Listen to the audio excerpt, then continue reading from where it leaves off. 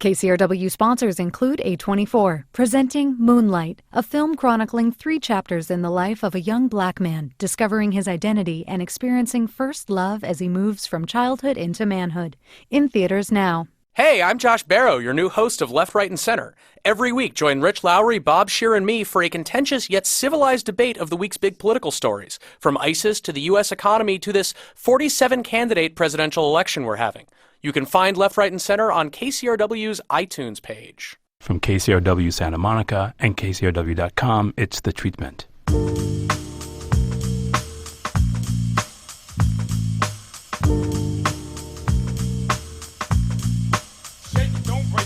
Welcome to The Treatment. I'm Elvis Mitchell.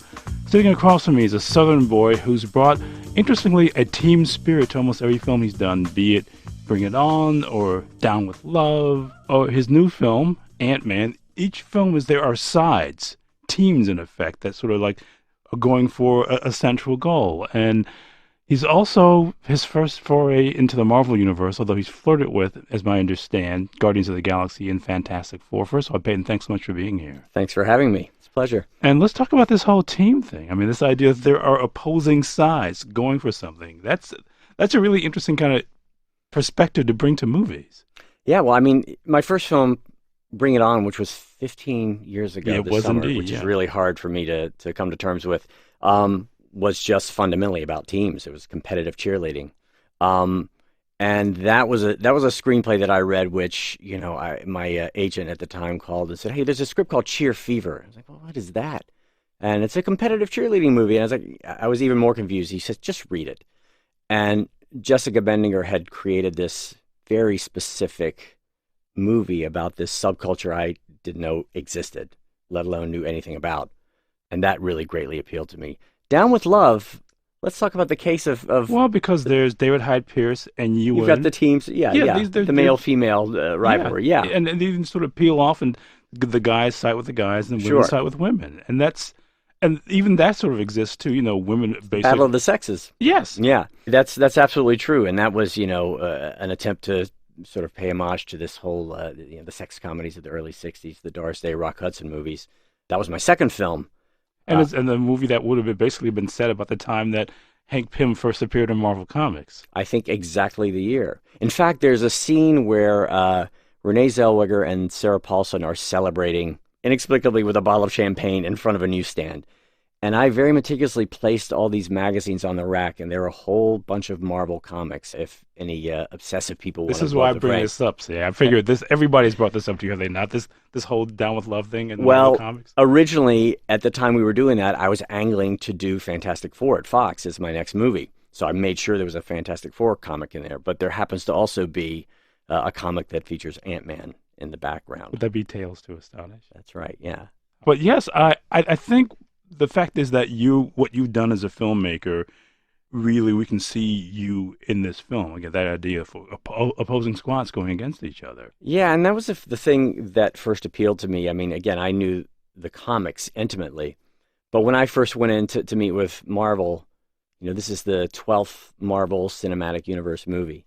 And I love the idea that this movie subverts the things that you're used to seeing in the Marvel movie. The whole third act battle between the hero and the villain takes place in a little girl's bedroom. Well, everything's at stake and kind of nothing's at stake. Exactly, yeah. We have a lot of fun with, it's very much a movie about perspective and these size changes. And, there's a train fight where it's like a typical train fight with the hero and villain fighting on the train. And when you're in it, you're down in it. It's very kinetic and it's, you're really in the moment. And then we pop back and show the little girl's perspective, and we see, that's all just happening in the corner of a room on a little train set, a Thomas the Tank Engine set. And that was we had a phrase for that on the movie. It was always called the gift that keeps on giving shot. Because every time we used that visual trope in the movie, it was so satisfying. And it's really inherently what the movie's about. But I guess I see even thinking with Vince Vaughn and Jennifer Aniston. I mean, again, it's teams Absolutely. going against each other too. The people choose sides. Now, I wonder how far back this goes for you, the idea of choosing a side, being on one side of something or the other, because it's clearly something that's run through all the feature films that you've made. It's really interesting. I confess I have never thought about the movies in that context. It's interesting. I don't know where it comes from. I mean, again, as you said, I grew up in the South, and there was a lot of side choosing in the South. I mean, let's be honest. Maybe that's where it comes from. Yeah, I don't. I mean, it's. I also came of age in high school in the late '70s and early '80s, and particularly in the South, there's a lot of identity issues and crises that obviously continue to this day. But I also, came up when punk rock was really, the thing. And growing up in the South and listening to punk rock, you were definitely choosing a side.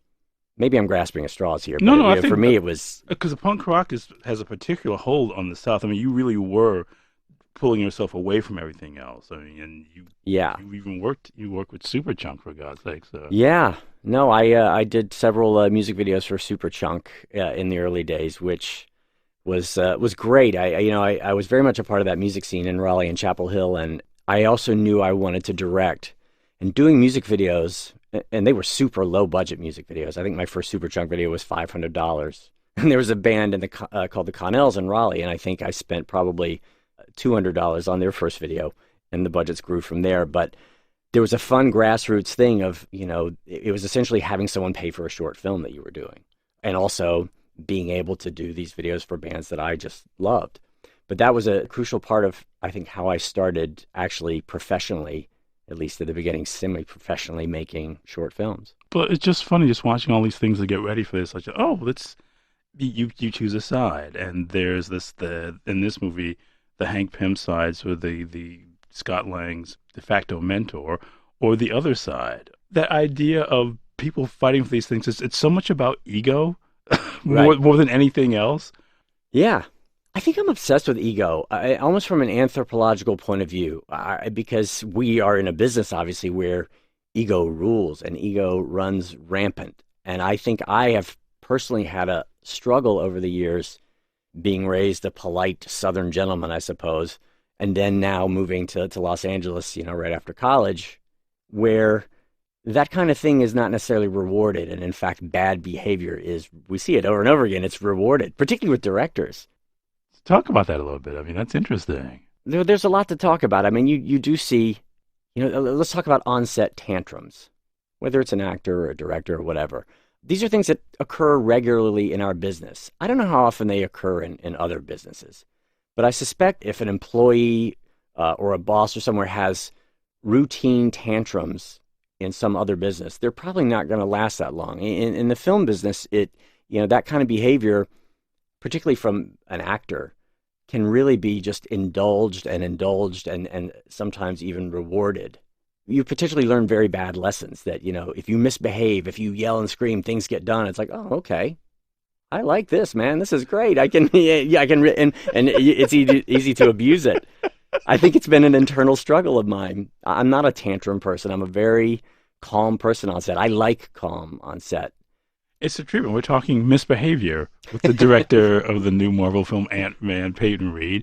I think that's interesting too, because often these battles in these team sports, if you will, in your films are about privilege versus not privilege. I mean, you go back to Bring It On or to Down with Love. Yeah. Or here too, the idea of there's sort of a social class war that takes place in your films too.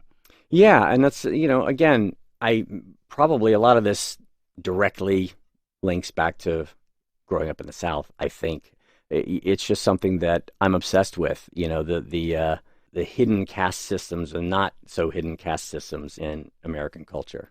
So often there's a guy who really has this air of entitlement. Oh yeah, in your movies. Well, and let's face it, that's a fun character. A character who has a real sense of entitlement and maybe zero self-awareness. That's fertile ground for both drama and comedy. In some ways, you have two characters who sort of exemplify that. In some way, there's the protagonist, Scott, played by Paul Rudd, who basically has his comeuppance because his entitlement and arrogance got him in his predicament in the first place. Yeah, there's absolutely. Henry Pym, who's still suffering from that, played by Michael Douglas.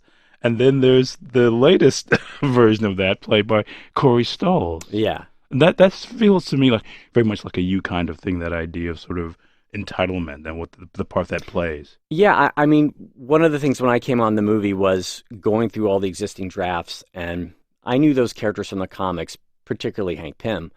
We should say it's the original Ant-Man. Yeah, and I wanted to really deepen and strengthen those characters, and particularly Pym, because in the comics, as you know, in the Marvel comics that you love so much, the Hank Pym was one of the Mount Rushmore figures. He's on that cover of the first issue of the Avengers. Yeah, he's a founding member of the Avengers, and he had been missing in the Marvel movies.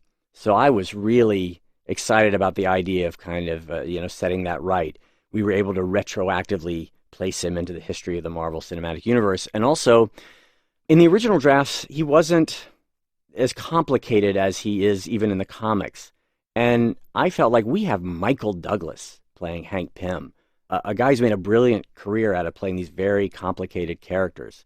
And let's bring some of the Hank Pym in the comics and also just create a little of our own Hank Pym. But I liked the idea of making Hank Pym a character who was really motivated in no small part by guilt and by this tragedy in his life and by the mistakes he had made.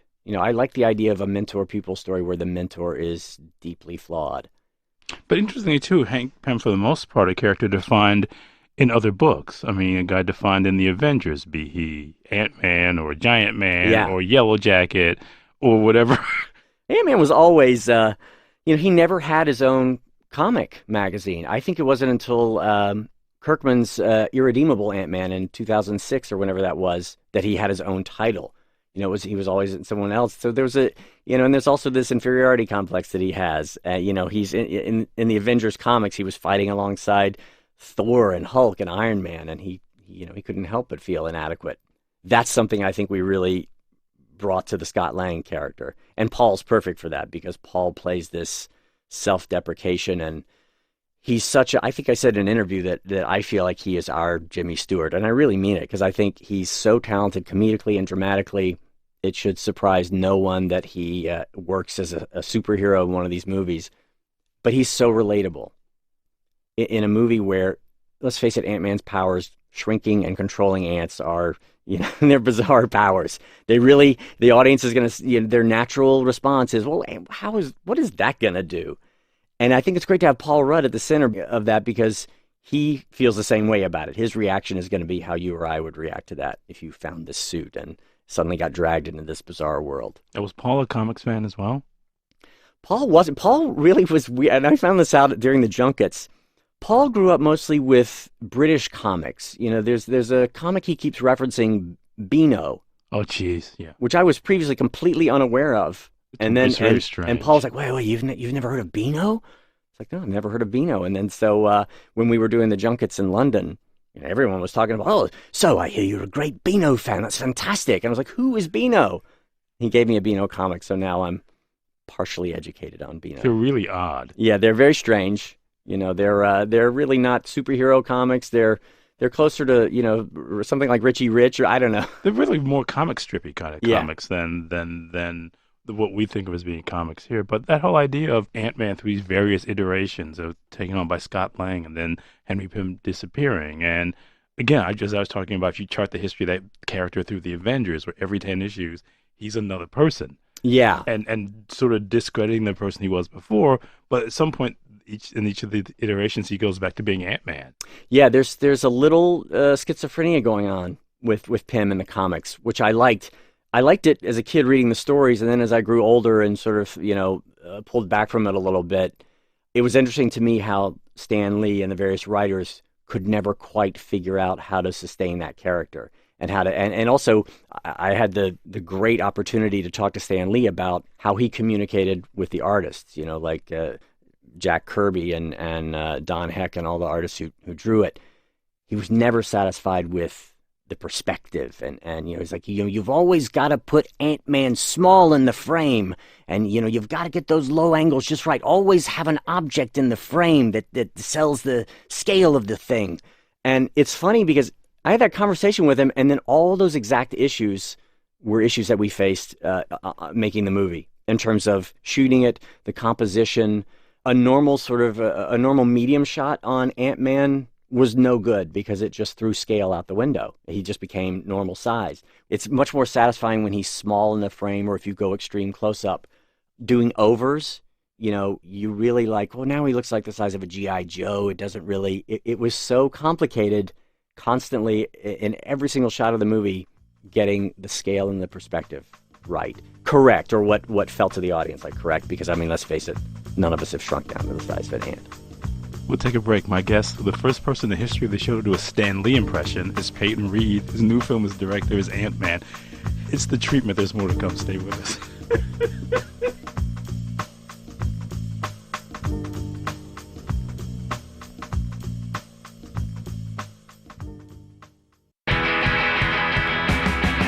Take KCRW with you on one of our mobile apps. Available for iPhone, Android, and BlackBerry devices. Stream KCRW live, listen to podcasts, and our News 24 and Eclectic 24 streams. Learn more and download at kcrw.com/apps.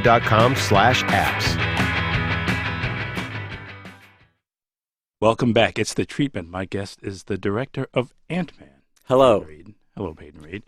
I guess as we're talking about these things, though, we should step a little bit, because we've been dealing macro rather than micro here, so we talk about the movie a little bit. Sure. What's Ant-Man about? Ant-Man is about a guy named Scott Lang, played by Paul Rudd, and he's a pretty normal guy, but he's made some bad decisions in his life. At the beginning of the movie, we see him actually coming out of prison. He's done a 3-year stint for burglary.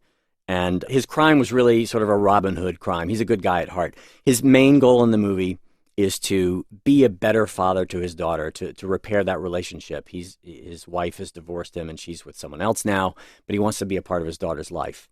It's a very simple goal, which I really like in the movie. But life being what it is and the world being what it is, there are a lot of temptations, and he gets pulled back into this life of crime. And he pulls off a heist of this old Victorian house in San Francisco. He breaks into a safe. There's no money, no jewels. There's a strange, what looks to be a weird motorcycle suit. It turns out to be the Ant-Man suit. So he gets sucked into this much larger Marvel world, and it turns out it was a setup. Dr. Hank Pym, who we come to find out was the original Ant-Man, is looking for someone. And as you said, played by Michael Douglas. He's looking for someone to become a new Ant-Man to help him in this heist. And that heist is to break into his former company, Pymtech, and steal this technology that his former protege, Darren Cross, played by Corey Stoll, is going to use. He's replicated the formula, and he's going to weaponize it. And of course, the world is in peril. Pym has a daughter, Hope Van Dyne, who has become a bit of a double agent. She has Darren Cross's confidence, but she's working with her father. But that's an uneasy alliance because they've been estranged. So now they all have to join forces, the three of them, and recruit possibly some other people to pull off this heist, to get the suit back and save the world. And he has to repair his relationship with his daughter, Scott Lang. There's also a lot of work that has to go into Hank and Hope's relationship. They have to repair their relationship in order to pull off the heist. So really, it's your classic heist movie, dual father-daughter relationship, science fiction, shrinking comedy. It's so overdone. I was dozing off as you were talking about it. But we've seen this before. We talked about it too many times in the show before. Let's go back to talking about Superchunk. I think what's fun about your movies too, and even your film in the South you did with Bologna Pie, is just the idea of hubris, making fun of hubris. Is that a Southern thing too? The idea of making fun of these things we've been talking about entitlement and the sort of the blindness of narcissism? I think so. There's you always hear about Southern pride, and you hear about the culture of honor in the South, which now, in the so-called New South, we don't really know what it means. Sometimes, unfortunately, I think it's a code for racism. If you had told me 15 years ago, before Bring It On came out, as we were, running up to it being released, that it would have done well, or there would have been an audience for it, and that it's the 15th anniversary that people are talking about, I would have been stunned. Really? I love the movie. Did you not have a sense of the kind of impact that it would have? No, I had a sense of what I liked about it and what I felt was impactful about it. But you just never know whether something's going to connect with an audience or not. I suspected that it would, but again, there's a marvelous X factor to our business where you simply don't know. I guess we just use the word Marvel and X in the same sentence. Is Peyton Reed. His new film, his director, is Ant-Man. I guess as we're talking about this, though, one of the things that makes Ant-Man, I think, feel like it belongs to you is that in the subculture that Scott Lang finds himself in, he's surrounded by guys who are not guys of privilege, basically Yeah.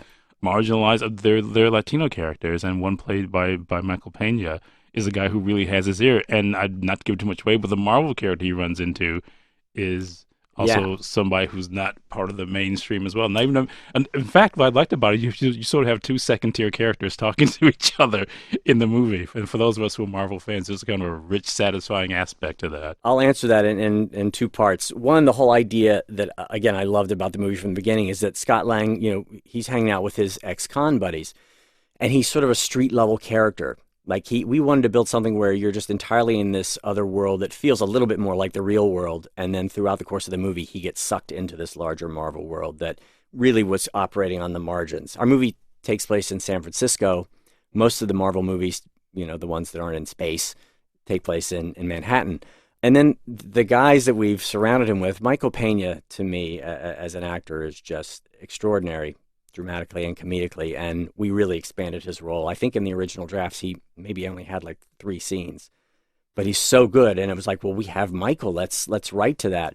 And also that even for that character, he has an arc to becoming a hero. There's a moment later on in the movie during the heist where, he says, wait a second, are we the good guys? This feels kind of weird. And then in the next scene, he runs off and saves a guy that he had knocked out and tied up, and I liked that vibe that he... Well, his scenes with T.I. are pretty much some of my favorite stuff. Oh, yeah. Yeah, no, Tip is the idea of having Tip, who, by the way, is the unofficial, maybe official mayor of Atlanta when we were shooting. No, I think Atlanta. he's pretty much the official mayor. Oh, Clearly, yeah. you never watched VH1 if you didn't think he doesn't. Atlanta's not his city. Oh, no, it is his city. And, when we were shooting in Atlanta and he says, hey, if there's anything at all you need or whatever, just let me know. And I was like, yeah, okay, cool. And I believe him. I believe if there's anything I needed, he could get it for me. But yeah, it's a strange movie. I think it's a deeply weird movie for a Marvel movie. But I keep going back to all these elements that run in the other things. That idea of sort of the demimonde and sort of the dispossessed versus the mainstream. Yeah. And the mainstream characters, who, once they get a sense of themselves being pulled into the world of the dispossessed. Yeah. I mean, that's almost a kind of a Dickensian bent in your work. Yeah, well, I never thought about that. But maybe a more concise Dickens. But you think worlds within worlds, yeah. Lots of people, social classes bouncing against each other, yeah, and people being measured by which side they stand on, which is also something else that runs in Dickens too. Are you the person who has been sort of changed and perverted in some ways by capitalism, and then that idea of poverty being almost something that plays a part in the movies that you've made, or understanding what it is to be poor? I mean, it's interesting. Maybe I did. There's a whole thing about moving from North Carolina to L.A. There's a certain I had culture shock when I first moved out here in the late '80s. I mean, true, culture shock where it was big and there were big billboards everywhere. I mean, it's coming from North Carolina. It was just visually a whole different thing, the city, and it just felt endless. It felt like you weren't clear where the margins of the city were, and it spread out. I was so excited and exhilarated by it, but it was a very different thing. And then trying to navigate your way in the business and just learning the city and feeling very far away from home and wanting to maintain that connection, but then forging a new connection here. I've been here a very long time now. I love Los Angeles. I will defend Los Angeles to the hilt. I love it here. I never thought I would say that with such conviction, but I mean it. But it's just funny because that small town aspect is something that the Chicago of your movie or the San Francisco, I mean, they're kind of like small town movies. I mean, they're movies that sort of take place in effect what are, again, worlds within worlds. I hate to keep going back to Dickens. What did you study in school? I was an English major. I doubled in film, but I was an English major.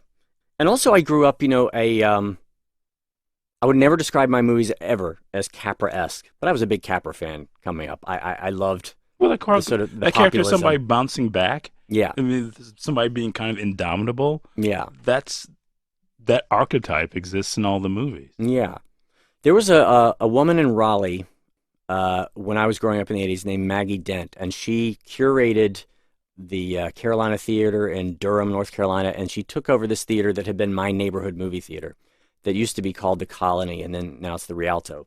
But she curated these things where she would do Bergman, she'd do Truffaut, she'd do Billy Wilder, Hitchcock, and she would do 2 movies a night during the summer, every night, chronologically, and go through their entire filmographies. I mean, she was an amazing asset to have in a relatively small city. And I just went obsessively to these screenings. And for me, not only to see all those movies, to see them chronologically, but to see them projected, that made a huge impact in on a me. theater with an audience. Oh yeah, with a deeply that film culture. I know it still exists, but it becomes harder and harder to see now. Not harder to see in terms of accessibility to those movies because it's easier than ever. But I know that sort of classic cinema culture is still out there, but in the level of film criticism now, and maybe this is me reacting to just coming off junkets, but there's a lot of lazy writing out there now. Why do you say that? Just in terms of film writing, there's some really great critics that I read and follow, and nothing turns me on more than reading good film criticism. I love it. I always have. But it's interesting because in the junkets, maybe you don't have access to so much of that stuff. There's a lot of. It's not my world. No, it's interesting. I think the so-called democratization of the internet is an interesting thing because, what do you think the qualifications should be to be a film critic? Are there qualifications? There are now these kind of almost monocular and focused sorts of things where there are people who write about the last 5 years of movies and they don't go beyond that. Yeah. And the idea of, for me, someone like you who really pulls from lots of different places, from literature, from design, from music. I mean, there are all these elements in the work, and I'm sure what you find you're getting, and this is a question, is people will talk to you about Marvel, or maybe they'll talk to you about Southern Punk, or they'll talk to you about 2 or 3 things, but the idea of being able to see all these things and pulling all these things together, you don't see so often. Well, and I don't expect it in a Marvel junket, when journalists have 4 minutes in those junkets to come in. I don't think we're going to go deep about that stuff. I don't expect that. But with the internet and so much accessibility and so many new quote unquote writers coming up, you really have to wade through a lot of, there's a lot of emphasis on the box office stuff. There's a lot of emphasis on,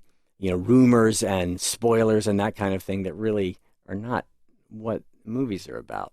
It's interesting to me. I was thinking about this the other day about that overriding attitude on the internet about just this entitlement where anybody can write, and even anonymously, about their opinions about something. And it reminds me that the person I think who nailed it, that attitude, and saw it coming, Woody Allen in Manhattan in 1979. There's that scene where Diane Keaton and Michael Murphy are walking and talking about the Academy of the Overrated. And they're talking about Gustav Mahler and Scott Fitzgerald, and these are all people they think are overrated. And Woody Allen is like, I think everyone you mentioned there is terrific. All of them agree to whatever he says. That, to me, absolutely nails the prevailing attitude of internet writing. That someone is like, oh, overrated. Well, it's whoever's overrated. I love it. I'm endlessly fascinated by it.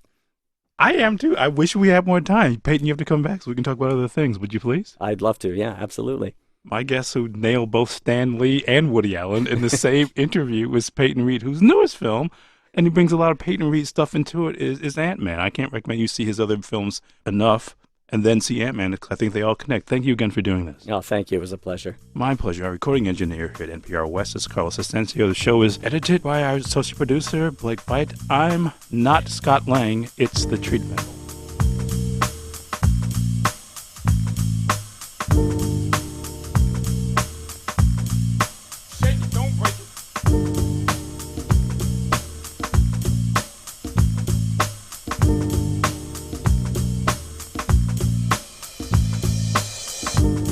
Catch up on past episodes of The Treatment, go to KCRW.com or listen on your smartphone with KCRW's mobile apps, or subscribe to the podcast on iTunes, Stitcher, or wherever you listen to podcasts. The Treatment is produced and distributed by KCRW Santa Monica.